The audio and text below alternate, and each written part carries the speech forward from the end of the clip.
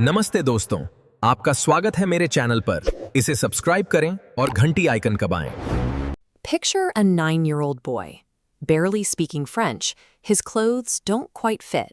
He is constantly bullied by classmates for being an outsider from Corsica.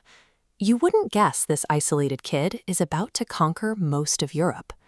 By the time that boy reaches adulthood, his adoptive country of France is tearing itself apart. The monarchy has been completely dismantled. The temporary government, known as the Directory, is economically weak and politically unstable, while neighboring European kingdoms are actively launching invasions to crush the revolution. Surviving this chaos required a ruthless outsider, a leader with the strategic mind to navigate the collapse and absolutely nothing to lose. That outsider was Napoleon Bonaparte, proving his value almost immediately at the Siege of Toulon.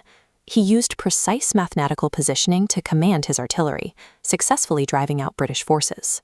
The victory highlighted his belief that technical expertise in artillery command could overcome traditional aristocratic leadership. But victory in the field was only half the battle. When Napoleon took command of the demoralized, underfed French troops in Italy, he slept in the mud and ate alongside his soldiers. He spoke to them directly, sharing their risks and learning their names. This ground-level devotion made his army fanatically loyal. By winning territory in Italy through the sheer will of his men, he returned to Paris with a military backing that made him politically untouchable. Returning to France as a national hero, Napoleon found a society exhausted by constant upheaval. The ruling Directory was struggling to maintain basic functions, leaving the public desperate for any leader who could provide structural stability. He seized this opportunity through a calculated compromise. He drafted a new constitution that legally guaranteed wealthy landlords they could keep the properties they acquired during the revolution, while simultaneously promising the public a strong, unified leadership structure. By satisfying both the elites and the masses, he effectively neutralized all opposition.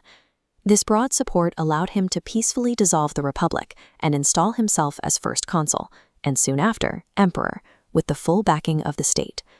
With total control at home, Napoleon unleashed his military genius on the continent. His masterpiece came at the Battle of Austerlitz, where he intentionally weakened his own right flank to draw in the massive combined armies of the Russian and Austrian empires, only to split their forces down the middle and secure a crushing victory. Yet, even as he dominated the mainland, he faced a completely unyielding obstacle. The British Navy maintained control over the oceans. They destroyed French fleets, blocked vital maritime trade routes, and capped Napoleon's ability to expand his empire globally. Unable to defeat Britain on the water, Napoleon made a drastic strategic pivot. To break them economically, he realized he needed absolute, uncompromising control over every single port on the European continent. To enforce his continental blockade, Napoleon invaded Russia in 1812 with 500,000 soldiers. The Russians utilized a scorched earth strategy, continually retreating and burning crops. By the time Napoleon reached Moscow, the city was in flames. Forced into a brutal winter retreat, his army was decimated. Of the 500,000 men who marched into Russia, barely 100,000 survived. This catastrophic loss crippled his military strength and shattered the map of his invincibility in the eyes of every rival nation in Europe. Sensing his weakness, a unified European coalition overwhelmed his depleted forces at Leipzig. They stripped Napoleon of his empire and banished him to the tiny Mediterranean island of Elba. With Napoleon removed, the victorious allies attempted to turn back the clock.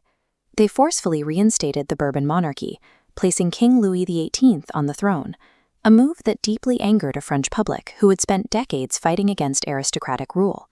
Napoleon watched this unrest from his island prison and made his move. He slipped past British guard ships and landed on the French coast. When the king sent battalions to arrest him, the soldiers didn't fire a single shot. The moment they saw him, entire armies defected, allowing him to reclaim his throne without spilling a drop of blood. This effortless return highlighted that his power resided in his psychological grip over the French people, rather than any legal claim to a crown. But the momentum was short-lived. The combined European powers mobilized immediately and crushed his hastily assembled army at the Battle of Waterloo. This time, the Allies took no chances. They exiled him to St. Helena, a sheer rock of an island in the middle of the Atlantic Ocean. Surrounded by thousands of miles of water, he remained there until his death. Napoleon Bonaparte proved that intellect and sheer human will could dismantle ancient inherited power structures. Yet his final days staring out at an endless ocean serve as a stark warning about the devastating cost of an ambition that refuses to stop.